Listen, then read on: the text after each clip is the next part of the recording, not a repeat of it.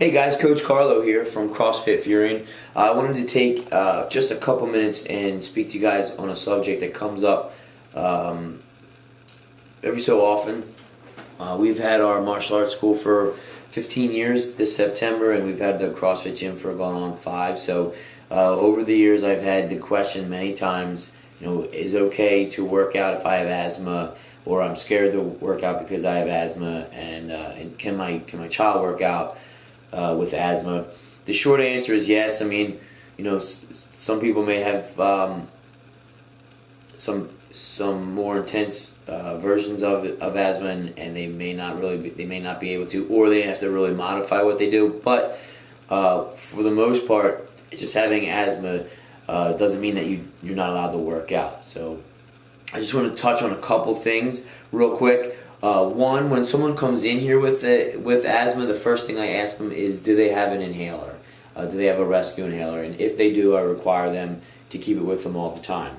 So that way, just in case something funky happens, they have that there so that they can sit down and get their breathing under control as soon as possible.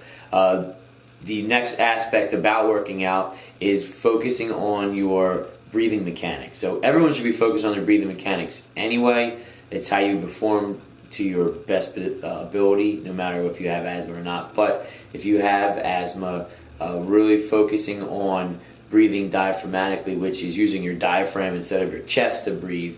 And the best way to describe that is think about filling your belly with air instead of trying to fill your chest up with air. But learning how to breathe that way can really make a difference, and it will help you. It'll help you with your performance, but also it'll just help you feel better in general. I know I've had people over the years come up to me and say, "Hey, I think my asthma is getting better."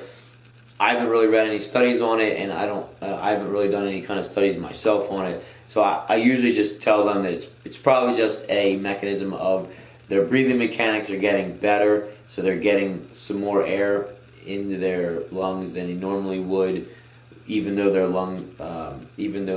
asthma is still the same. And also, it's probably a matter of their physiology is in their exercise physiology has improved, meaning they can process oxygen better, so that they have more energy and they're a little bit more efficient, so they're not getting tired as quickly. The other thing is, if you're just starting out working out, like you've never worked out before, or if you've taken a really long break and you're getting back into it and you have asthma, I suggest trying to work out in public places, someplace where that, just in case something happens, and you happen to go unconscious, somebody's going to be around that's going to be able to help you. You don't want to risk something happening and you're all alone and you're not going to get any help. And then you could go from just having an asthma attack to something much more serious. After you've been working out for a while, it doesn't really matter. You're going to know your body well enough to say, hey, you know what, something's coming on, I better stop. Other things to think about, weather is a big one. I live in South Jersey. In July and August, it gets pretty hot and it gets really humid and it gets hard to breathe. I don't have asthma, and it starts to get difficult to breathe. So the people that I've worked with that do have asthma, it gets a little bit more difficult for them, and there's a tendency to use that rescue inhaler a little bit more. So something to think about. If you can, best bet is to work out indoors in air conditioning, so you don't have to deal with the humidity. If you can't, you want to maybe cut your intensity down, or cut back on the duration if you want to keep the intensity the same, so that you're not pushing yourself to that point where your body's starting to shut down, like the asthma kicks up and you just can't keep up with the intensity level. So either cut the intensity back, or maybe cut your duration of it. If it's a workout that you normally do for 20 minutes, maybe you cut it back to 8 or 10 minutes, depending on how humid it is.